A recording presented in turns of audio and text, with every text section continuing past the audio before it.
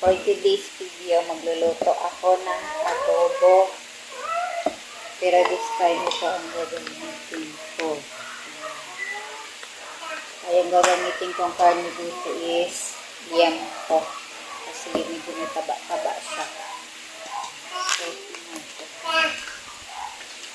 So, yung liempo guys, kinat ko lang siya into cubes. Na-marinate lang natin ito for mga 1 hour lang. Ay, hindi na 1 hour. 30 minutes lang siguro.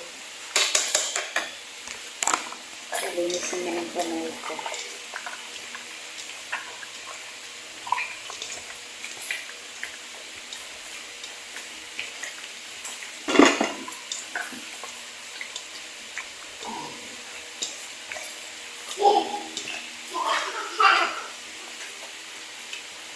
Babad lang natin siya na siguro 30 minutes.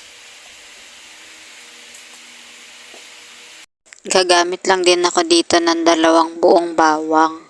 Pit-pit lang yan. Dito ang papainit na tayo ng mantika. Painitin lang natin siya saglit. Pag mainit na, igigisa na natin yung bawang kanina na pinupit natin. Haluin lang natin siya para medyo maluto yung bawang.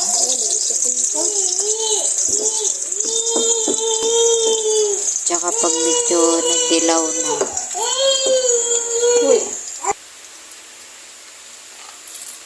Dilaw na yung bawang.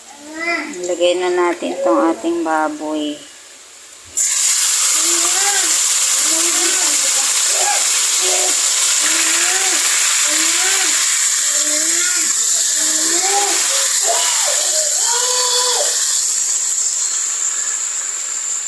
Malinis naman ang kamay ko guys. Kasi nagsabaw naman ako ng bote. Itabi lang natin itong pinagbabaran natin sa kanya. Kasi gagamitin natin ito mamaya. Haluin lang natin siya. Para maano yung bawang.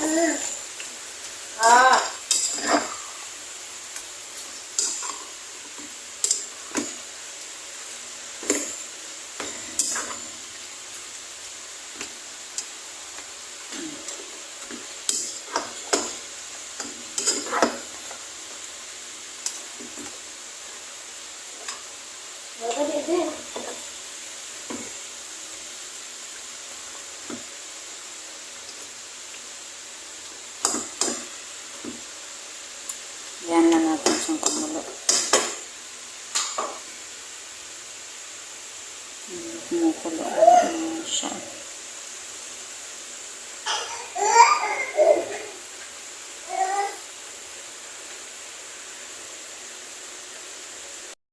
This time, kulong-kulo na siya guys. Haluin lang natin siyang konti. Madali lang lutuin to kasi ano to, liempo.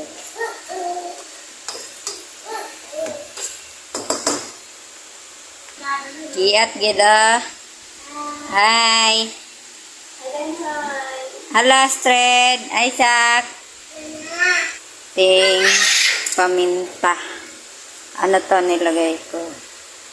Black pepper grind. May halo siya. Hindi ko na siya grind para may buo-buo. Tapos dahon ng laurel. Sabaw kanina. Ito na yung pinag-marinate ko. Pinang-marinate. Yung dato puti. Dito guys, nagdagdag lang ako ng konting suka.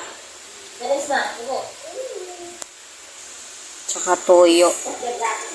Konti lang. Para lang maraming sabaw. Tapos hayaan lang natin siyang kumulo ulit.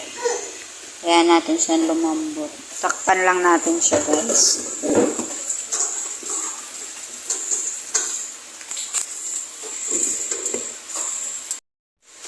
Silipin natin siya guys kung okay na siya.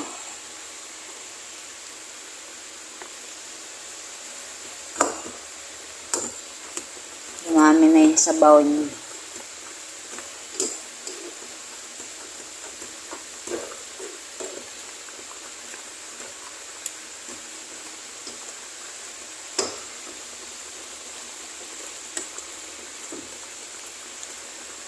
Dito guys, hindi na ako naglalagay ng asukal kasi matamis na yung dato puti, yung pininyahang manok na flavor.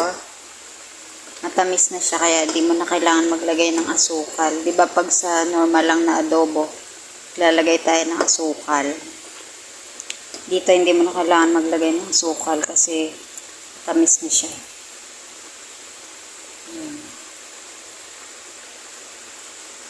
Medyo hinaan lang natin ng konti yung apoy.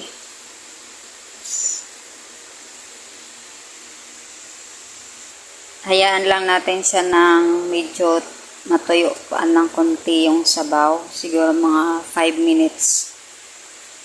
Takpan lang natin siya. Naka-low heat lang yan. Lilipad ng electric fan yung apoy.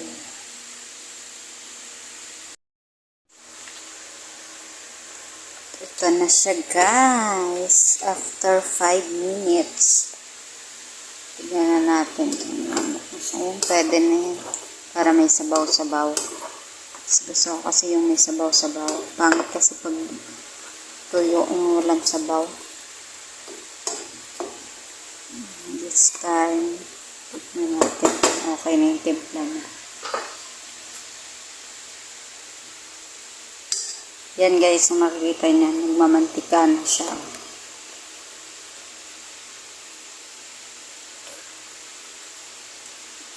Sarap na. Kain siya. Ayan na siya guys. Kain tayo.